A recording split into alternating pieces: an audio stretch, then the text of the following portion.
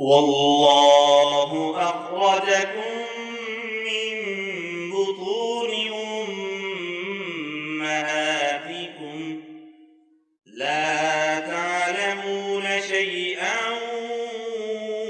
وجعل لكم السمع والأبصار والأفئدة لعلكم تشكرون.